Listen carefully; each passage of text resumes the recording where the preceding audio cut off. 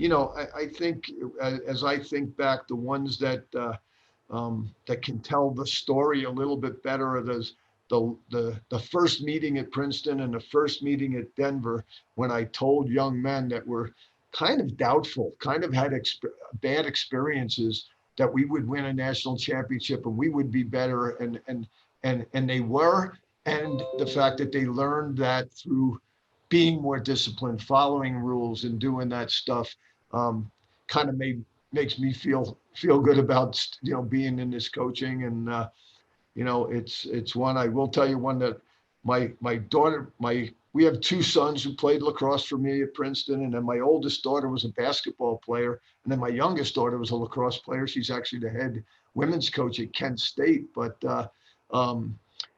two quick stories. My oldest daughter played basketball, and they only had one coach, and this coach was the most mild-mannered guy you'd ever meet, but he got thrown out of a game. And so all of a sudden he looks in the stands, and I knew what was coming. He says, "You got to come coach the team." And so I go, "I don't want to do this. My daughter's basketball team. I don't know anything about basketball, obviously." And so she gets the ball, and somebody takes it out, gives it to Courtney. She's dribbling up the court, and this kid kind of hacks her on the arm, and the ref doesn't call it. And so I'm literally coaching 20 seconds.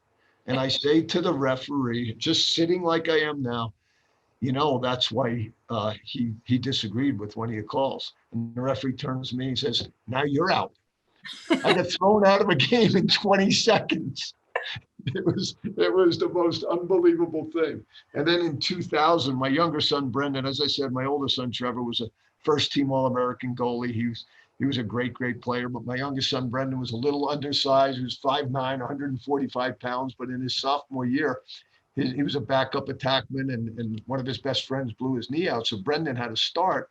And here we're in the semifinals against Virginia, 47,000 people in the stands.